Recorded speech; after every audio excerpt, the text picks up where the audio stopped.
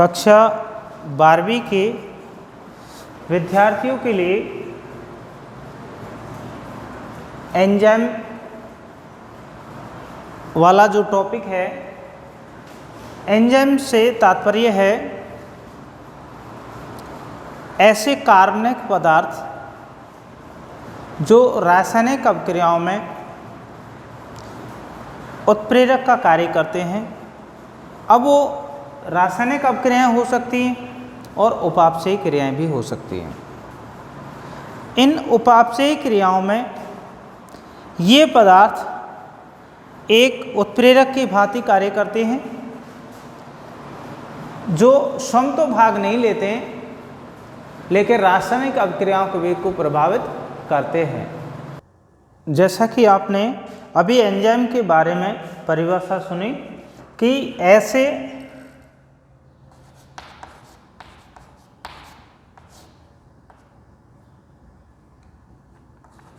पदार्थ जो अभिक्रियाओं में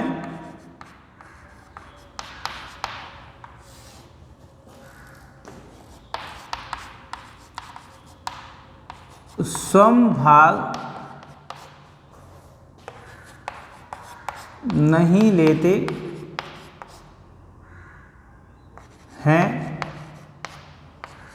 लेकिन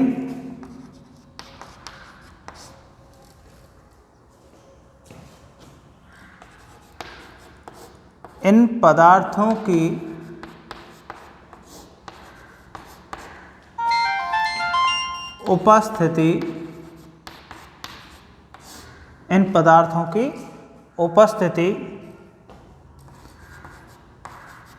अभिक्रिया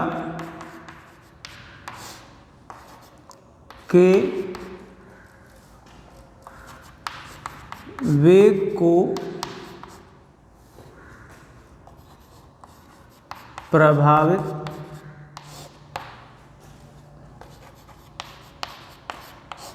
करती है। ऐसे पदार्थ जो अभिक्रियाओं में स्वयं भाग नहीं लेते लेकिन इन पदार्थों की उपस्थिति अभिक्रिया के वेग को प्रभावित करती है, अतः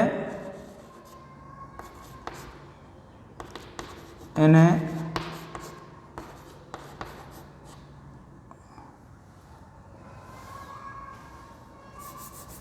एंजाइम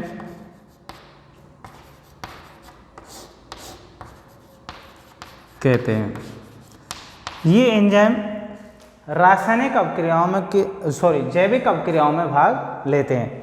एंजाइम का कार्य बिल्कुल रासायनिक अभिक्रियाओं में जिस प्रकार से उत्प्रेरक भाग लेते हैं उसी प्रकार से एंजाइम भी जैव रासायनिक अभिक्रियाओं में भाग लेते हैं। तो यहाँ एंजाइम एक प्रकार से क्रियाधार के साथ, क्रियाधार से तात्पर्य अर्थात जिस पर एंजाइम क्रिया करता है, क्रियाधार से तात्पर्य जिस पर एंजाइम क्रिया करता है उसको क्रियाधार कहा जाता है या अभिकारक भी कह सकते हैं। तो एंजाइम अभिकारक के साथ क्रिया करके और उत्पाद में बदल देता है और एंजाइम स्वतंत्र हो जाता है। इस प्रकार से इसको बोलते हैं एंजाइम क्रियाधार। तो एंजाइम और क्रियाधार के संबंध में दो सिद्धांत दिए गए हैं। नंबर 1 पहला सिद्धांत है ताला चाबी सिद्धांत। ताला चाबी सिद्धांत। तो इस ताला चाबी सिद्धांत में ये बताया गया है, इसे एमिल फिशर नामक वैज्ञानिक ने दिया है। एमिल फिशर नामक वैज्ञानिक ने एमिल फिशर नामक वैज्ञानिक ने बताया कि जिस प्रकार से एक ताले को एक निश्चित चाबी द्वारा खोला जा सकता है उसी प्रकार से एक क्रियाधार को अर्थात एक अभिकारक को एक निश्चित एंजाइम द्वारा ही अभिकारक में अर्थात उत्पाद में बदला जा सकता है। तो इसकी जो एंजाइम की क्रिया कारक या अभिकारक पर जो क्रिया होती है इस प्रकार से होती है। देखिए, एंजाइम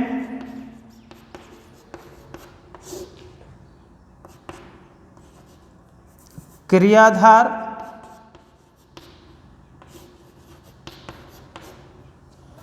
और एंजाइम क्रियाधार क्रिया करके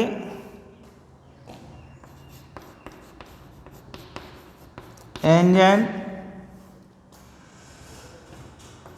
क्रियाधार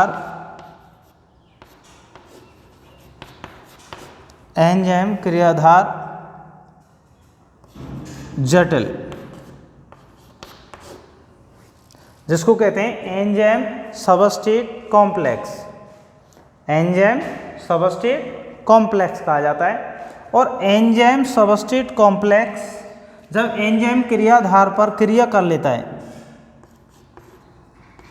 एंजाइम क्रियाधार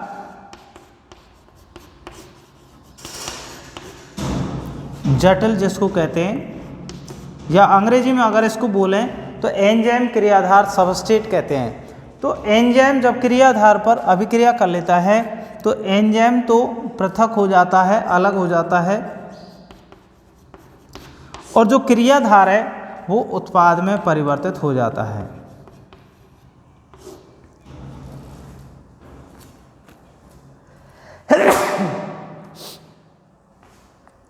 देखिए, एंजाइम क्रियाधार जटिल से एंजाइम और उत्पाद दोनों बन गए।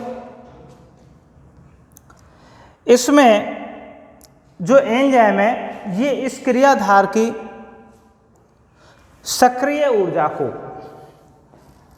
शब्द है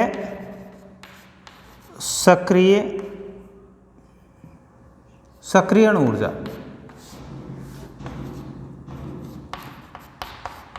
इस सक्रियण ऊर्जा को कम कर देता है। अर्थात वह ऊर्जा जिस पर कोई क्रियाधार क्रिया कारक से उत्पाद में बदल जाए, तो उसको उत्पाद में बदलने के लिए जो ऊर्जा की आवश्यकता होती है, किसी भी क्रियाधार को उत्पाद में बदलने के लिए जो ऊर्जा की आवश्यकता होती है वो ऊर्जा सक्रियण ऊर्जा के रूप में अर्थात ज़्यादा होती है। तो सक्रियण ऊर्जा में अर्थात ये क्रियाधार है, इसको इतनी ऊर्जा अभिक्रिया में उपलब्ध नहीं हो पाती है, तो उसकी जो सक्रियण ऊर्जा है अर्थात उत्पाद में बदलने की जो ऊर्जा है उसको कम कर देता है कि भाई इतने एनर्जी पे इसको क्रियाधार को उत्पाद में बदलना है।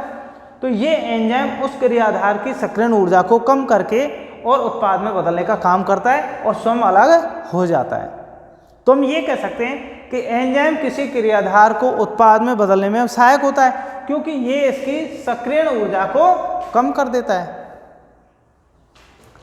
तो ताला चाबी सिद्धांत में जैसा आपने देखा है, एमएल फिशर ने कहा है कि एक फिक्स सांचे की जो चाबी होती है वो फिक्स एक लॉक में फिट होती है, निश्चित ताले की निश्चित चाबी होती है और उसी से वो उसी चाबी से वो लॉक खुलता है। इसी प्रकार से प्रत्येक क्रियाधार के लिए या विशिष्ट क्रियाधार के लिए विशिष्ट एंजाइम होता है और वो उसको उत्पाद में बदलता है, अर्थात उसकी सक्रियण ऊर्जा को कम करके उत्पाद में परिवर्तित कर देता है। इसे ताला चाबी सिद्धांत कहते हैं। दूसरा है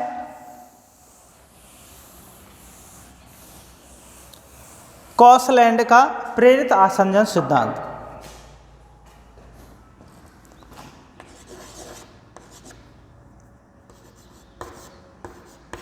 प्रेरित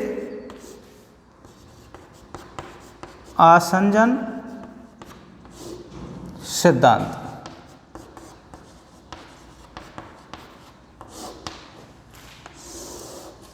प्रेरित आसंजन सिद्धांत को कॉसलैंड नामक वैज्ञानिक ने दिया और इन्होंने बताया है कि कोई भी एंजाइम पहले से उस अभिकारक के प्रति, उसके जुड़ने के प्रति निश्चित नहीं होता है, लेकिन जैसे ही कोई एंजाइम किसी एंजाइम के कोई क्रियाधार संपर्क में आता है तो एंजाइम अपनी संरचना में उसी हिसाब से परिवर्तन कर लेता है। तो प्रेरित प्रेरित का मतलब मोटिवेट होना, आसंजन का मतलब जुड़ना।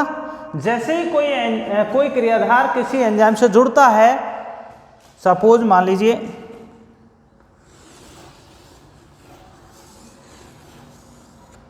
ये मान लीजिए कोई एंजाइम है, इससे कोई सबस्ट्रेट जुड़ रहा है, कोई क्रियाधार जुड़ रहा है, सपोज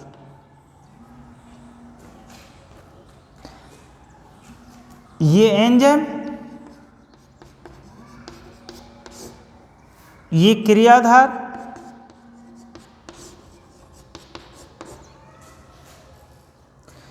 इस एंजाइम से ये क्रियाधार जैसे ही जुड़ता है तो ये एंजाइम अपनी संरचना में उसी हिसाब से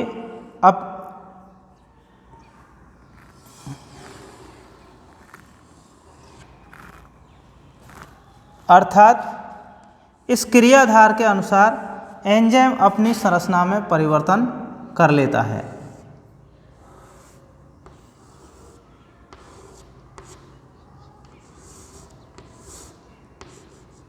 इसको बोलते हैं एंजाइम क्रियाधार जटिल। जैसा कि मैंने आपको बताया, एंजाइम सबस्ट्रेट कॉम्प्लेक्स।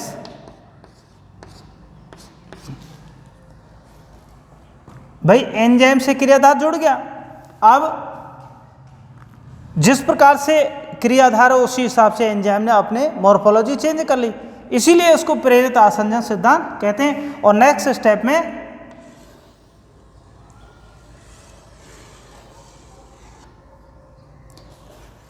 और ये उत्पाद में बदल जाएगा, जो क्रियाधार है वो उत्पाद में बदल जाएगा